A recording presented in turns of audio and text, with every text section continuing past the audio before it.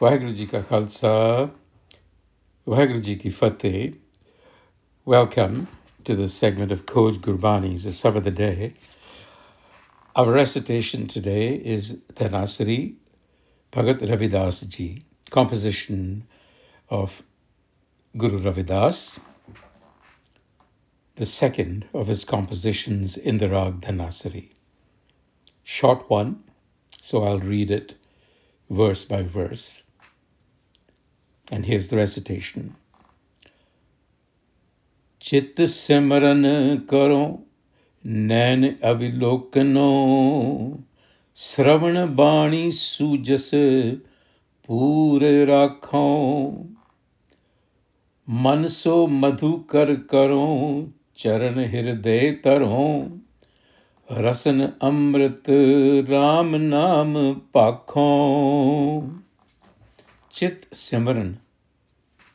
Chit is consciousness. Within my consciousness, Simran, I keep your remembrance, your implying the har, the self, not a person, but a state of mind. So within my consciousness, Ravidas Ji says, I keep your remembrance, the presence of the self. My eyes behold you, nain avilokano, and my ears remain filled with the sublime praise of your word, Sravan bani, sujasapura rakho. And then my mind acts as the honeybee, mansu madhukar karo. You could read this as let your mind be the honeybee, but Bhagat Ravidas Ji is speaking in the present. He says, my mind is as though the honeybee, enshrining your feet within my heart, charan hriday taron, feet meaning wisdom, and with my tongue uttering the ambrosial naam, Rasan Amrit Ramanam Pakho. So he's describing a state of mind in which there is total immersion in the love of the self, implying a state of complete devotion. Immersion, devotion is the same thing, which is living in the now, in the present.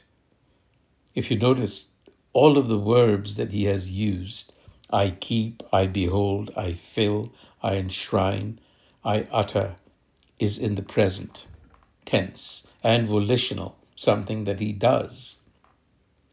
So what is happening is a complete reorientation of the senses at every moment. Devotion has been likened to being like a bumblebee, circling a flower. And at that time, it is immune to every distraction, even the distraction of death. There is simply no room for the ego. It is absent. So this love is indeed the chief vocation in Gurmat. All the senses must be oriented towards love. And to be sure, love, the love that Ravidas Ji speaks of, is not the romantic love that we are otherwise accustomed to. The twosome of a man-woman, or a man-man, or a man or a woman-man, woman-woman, if you will. Sex, romance, marriage. This is not what Ravidas Ji is talking about. He's talking about orienting the attention to the self within us, to the wisdom within us. In the Rahau, he says, मेरी प्रीत गोबिंद स्यों जिन घटै, मैं तो मोल महंगी लई जी सटै. My love for Gobind, another word for the self, never diminishes. In other words, may it not lessen. मेरी प्रीत गोबिंद स्यों जिन घटै. Why? मैं तो मोल महंगी लई. I have paid for it. It's very dear. I have paid for it at the cost of my being. Ji Sata. So this devotional love is not cheap or superficial. Ravidas has traded his ego, his very being, his ego being, to obtain this love.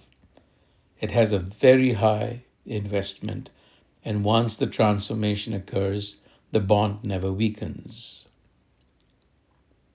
The last verse says, Sad sangati bina pao nahi upajai, pav bin bhagat nahi hoye teri, kahe Ravidas ik benati, harsyon paj rakho Raja Ram meri.